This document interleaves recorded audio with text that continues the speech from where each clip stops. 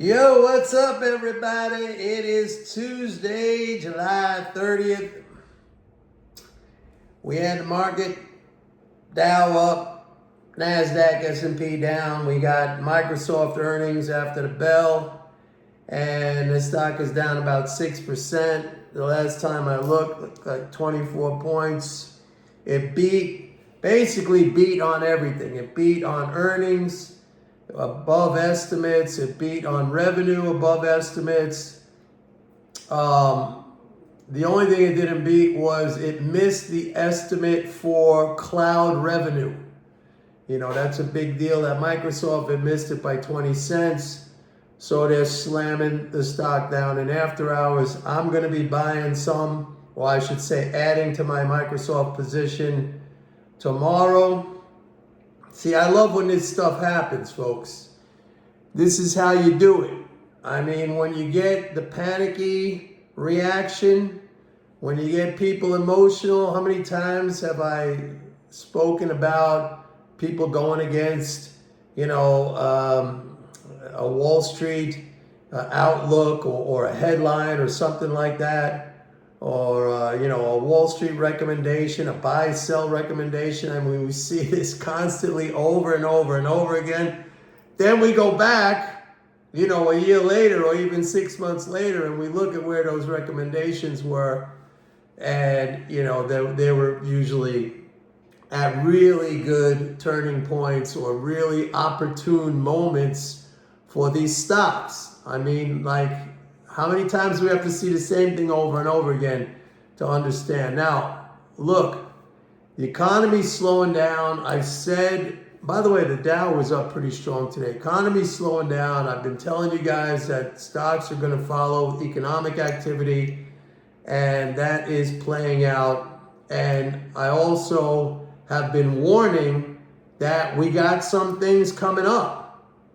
I mean, after the August 15th quarterly interest payment, which should, give some positive energy to the market. After that, you got a September tax drain, okay? You're going to get a Fed rate cut. So I think the monetarists, even though they know that's coming, and tomorrow we get the conclusion of the Fed meeting that's going on right now, and Powell's probably going to tee that up. He's probably going to mention, hey, look, we're going to cut rates in September.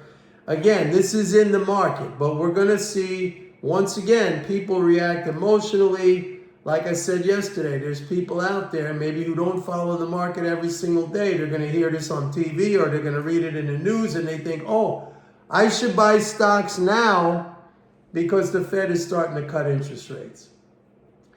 I mean, I wish it was that easy, folks. I wish investing was that easy. Actually, it is easy. But it's not easy when you chase after high prices. Okay, that's an illusion. That's like a mirage out in the desert where you've been walking for forever and your throat is parched and dry and you're looking out there and you think you see water. You think you see an oasis. And as you walk, it just keeps getting farther and farther away. This is actually, a good analogy to people who are chasing after high prices right now, thinking, it's the greater fool theory, that it's just going to keep going higher. I mean, when I said it's easy if you stay disciplined and you buy good companies when they're on sale. Microsoft is on sale right now, at least partially. I mean, if the economy slows down more and stocks come down further, yeah, Microsoft stock is going to go down some more. But guess what? I'll be accumulating. I said many times, the way to build wealth is to accumulate good assets over time, over the course of your life, if you can. And if you start early, that's fantastic. Okay? And you wait for these opportunities. Remember that the crouching tiger in the jungle, waiting for its prey. Wait for these emotional, panicky investors to sell these stocks down, and then you go in and you buy them. I want to talk a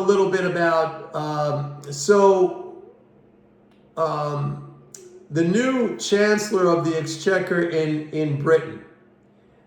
Chancellor of the Exchequer in Britain is if you don't know what that is, that's like the equivalent of the Treasury Secretary of the United States. Well, it's this woman named Rachel Reeves.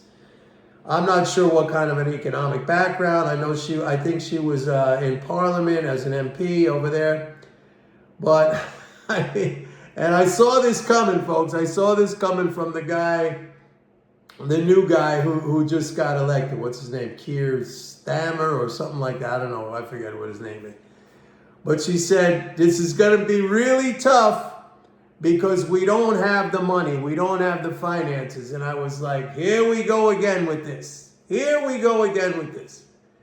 Like, she believes that Britain, the issuer of the British pound, it says British pound, and the country is Britain, she is of a mindset that they don't have the finances. In other words, they don't have the money. They don't have the British pound. So what is she doing? She is embarking on a path of fiscal austerity.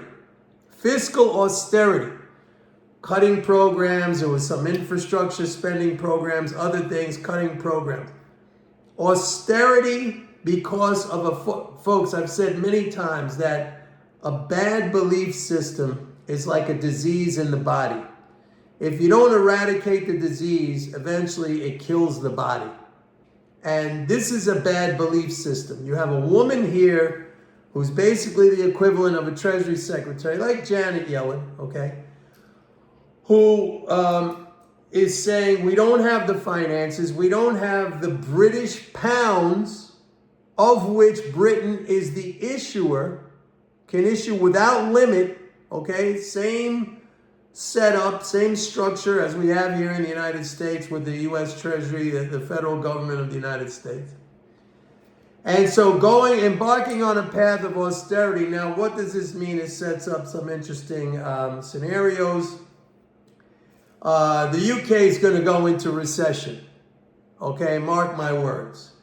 Now, what happens to the British pound?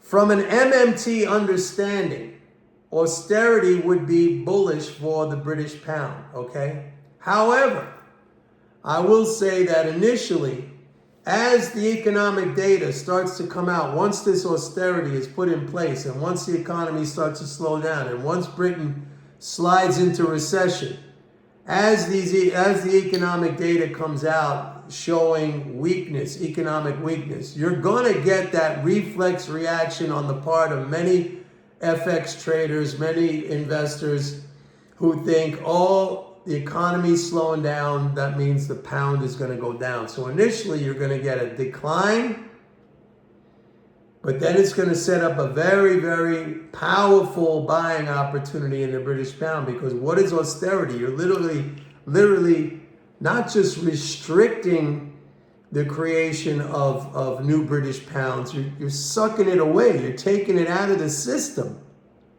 All right? So, I mean, it's bullish longer term. And I'm going to be putting on a long British pound position over time. Maybe I'll start a little bit now. It's ahead of the game. I know that I may be in the red for a few months or whatever, but that's fine. As it comes down, I'm going to scale into it. I don't like the fact that they're doing austerity because, number one, it hurts people who are, low income. It's very, very regressive. I don't like that they're doing that to people out of stupidity, out of ignorance. I think it's sad. I think it's wrong that they're doing this to people out of stupidity and ignorance. And it's not like the evidence is not out there, that it's hidden or something like that. It's not hidden. The evidence is out there. She knows that you can't run out of British pounds.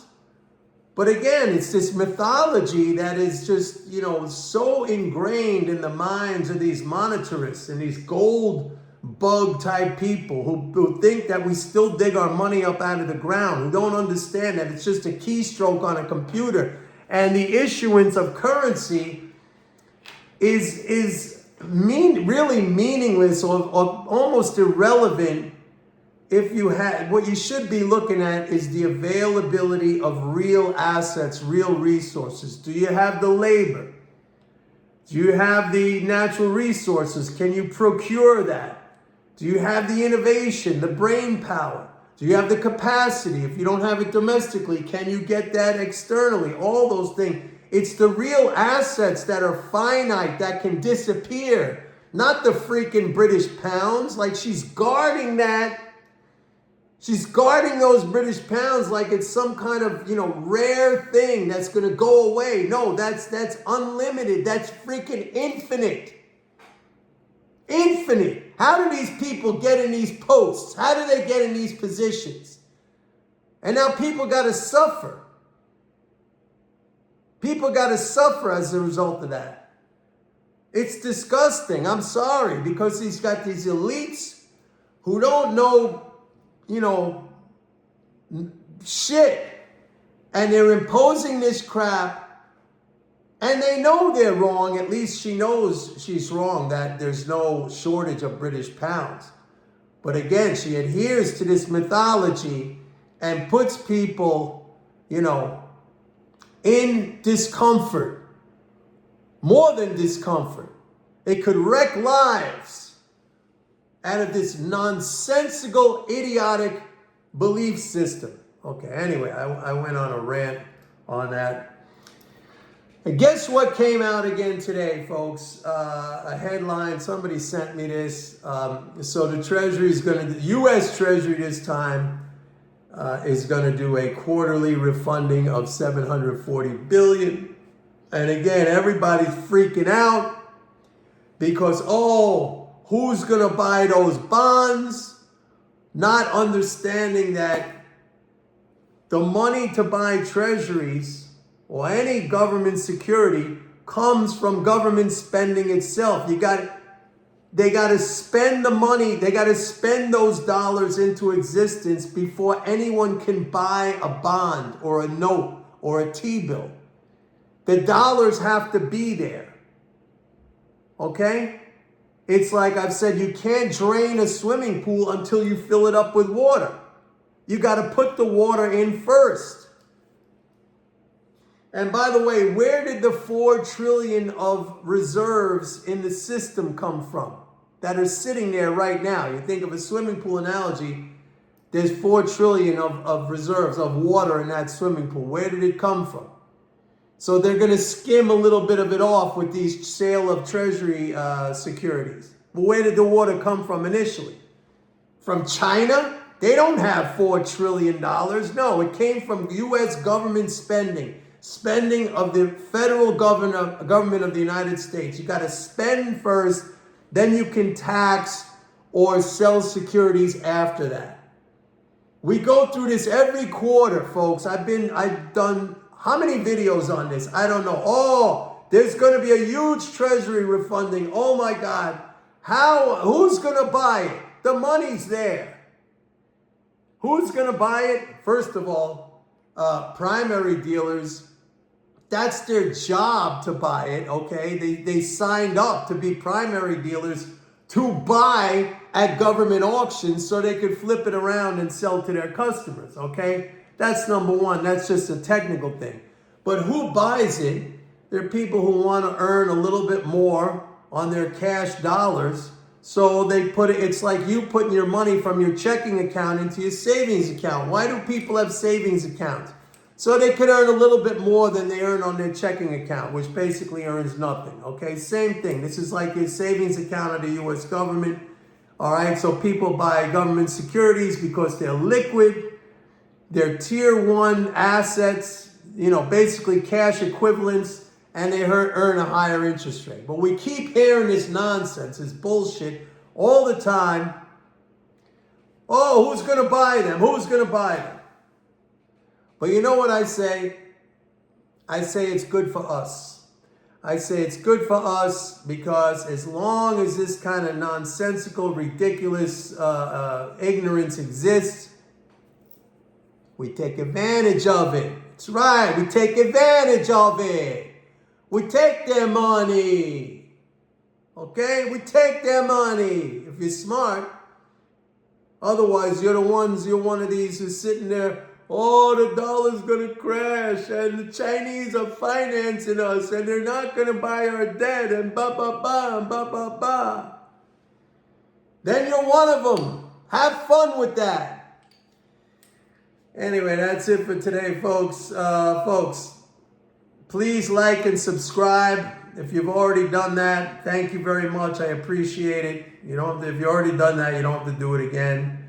But for you new people, please like and subscribe. And don't forget to go to my website, pitbulleconomics.com. Sign up for a 30-day free trial at MMT Trader. I'm the only one who has an applied approach to MMT. Okay, I take the concepts and understandings of MMT and I show you how to invest profitably in the financial markets. I'll see you tomorrow. Bye.